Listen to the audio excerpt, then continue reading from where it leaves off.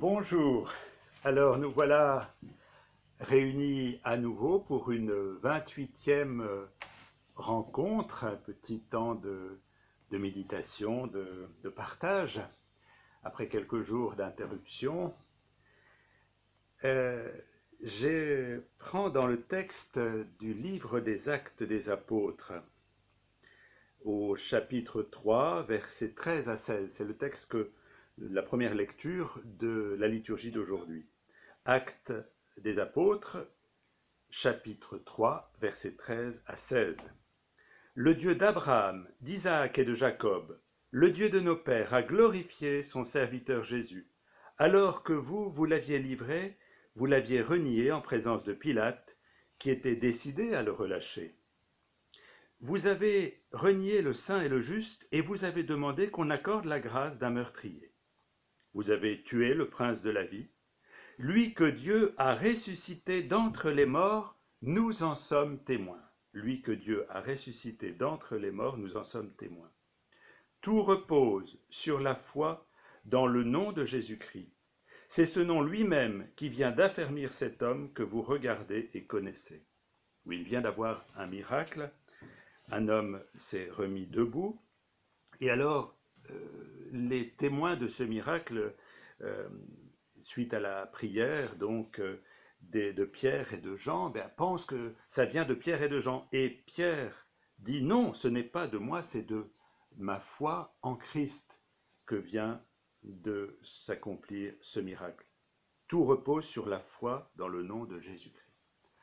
Alors, dans cette semaine pascale, je voudrais prendre quelques petits passages de saint Paul qui nous disent quelque chose de ce que nous pouvons vivre, de ce que nous sommes appelés à vivre en ce temps. Dans l'Épître aux Colossiens, chapitre 2, verset 12, « Ensevelis avec le Christ dans le baptême, vous, avec lui, vous avez été ressuscités, puisque vous avez cru en la force de Dieu qui l'a ressuscité des morts. » Vous avez été ressuscités, puisque vous avez cru en la force de Dieu qui l'a ressuscité des morts. Et dans la même épître aux Colossiens, au chapitre 3, oui, vous êtes ressuscités, chapitre 3, verset 1, vous êtes ressuscités avec le Christ. Vous avez cru en celui qui l'a ressuscité, vous êtes ressuscités avec lui. Et dans l'épître aux Éphésiens, dans le premier chapitre, versets 17, 19, 20, que le Père ouvre votre cœur à sa lumière pour que vous sachiez quelle immense puissance il a déployée en notre faveur, à nous les croyants. Son énergie, sa force toute puissante, il les a mis en œuvre dans le Christ lorsqu'il l'a ressuscité des morts. Et enfin, dans l'Épître aux Romains, chapitre 6, versets 4 et 5, afin que, comme Christ est ressuscité des morts par la gloire du Père, nous menions nous aussi une vie nouvelle. Car si nous avons été unis, assimilés à sa mort, nous le serons aussi à sa résurrection. Vous êtes ressuscités avec le Christ. Alors, c'est vraiment le fondement de ce moment que nous vivons. Nous avons à vivre de nouveau un mois de confinement. Alors, pour beaucoup, c'est une épreuve importante, même si on comprend bien la nécessité pour que les choses ne reprennent pas de plus belle maintenant. Mais c'est une épreuve et ça peut nous déstabiliser. Je connais des gens qui sont en difficulté là, un peu plus. Comment vivre ce mois qui vient? Je pense que cette puissance de la résurrection, elle est à notre disposition pour inventer quelque chose. Mais peut-être que ce mois qui vient, bien, tout est grâce, peut nous rendre disponibles pour que nous laissions notre esprit, notre cœur, toutes nos capacités être habités par la puissance de la résurrection pour pouvoir, une fois sortis, déjà maintenant, poser tous les actes que nous pouvons de solidarité, d'amitié, en téléphonant, en communiquant avec toutes les personnes seules, en augmentant notre capacité de prière pour ce monde et pour ceux qui souffrent, mais aussi, une fois que nous sortirons de ce confinement, que nous puissions mettre toutes nos capacités à la disposition, je dirais, du Christ. Je me souviens, aujourd'hui, c'est la Saint Benoît Joseph Labre. C'est un saint du Pas-de-Calais, ce qu'on appelait le Saint Pouilleux. Il est mort à 33 ans. En 1783, il mendiait, il allait de sanctuaire en sanctuaire. Et quand il est mort, eh bien, tous les enfants de Rome, alors c'était un clochard, hein, ont couru dans les rues pour dire « Il est mort le saint ». Voilà, c'est aujourd'hui Saint Benoît Joseph Labre.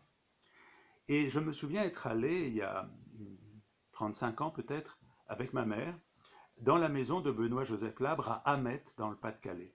Et sur un mur de cette maison, c'est la ferme de ses parents, il est écrit « Dieu qui m'aime saura bien me donner la force nécessaire. Dieu qui m'aime saura bien me donner la force nécessaire. » Alors cette force, c'est qui nous est donnée à chacun et chacune d'entre nous, à nos communautés.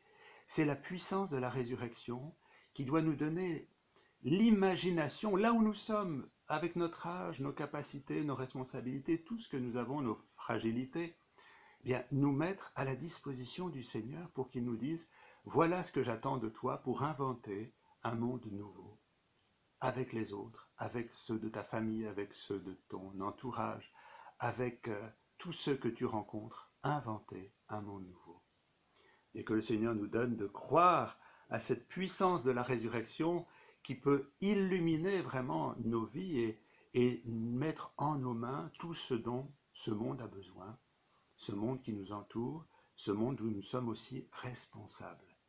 Que le Seigneur nous donne de vivre ce temps comme un temps de préparation, de cénacle. Hein, on va vers la Pentecôte, de cénacle, pour être envahi par la puissance de la résurrection au plus intime de nos êtres. L'avenir du monde, de notre monde, là où nous sommes, est entre nos mains, mais nous avons la puissance de la résurrection qui nous est donnée. Nous sommes ressuscités avec le Christ. Dieu qui m'aime saura bien me donner la force nécessaire. Chacun et chacune d'entre nous peut l'entendre comme un grand projet, une grande espérance. Eh bien, nous pouvons aussi prier aujourd'hui pour le pape émérite Benoît XVI, puisqu'il a 93 ans ce jour. Eh bien, nous portons toute l'Église, tous ceux qui sont au service dans le monde, aussi au service de leurs frères, nous le portons dans notre prière. Et je vous dis à dimanche. Bonne entrée dans cette puissance de la résurrection. Bon après-midi.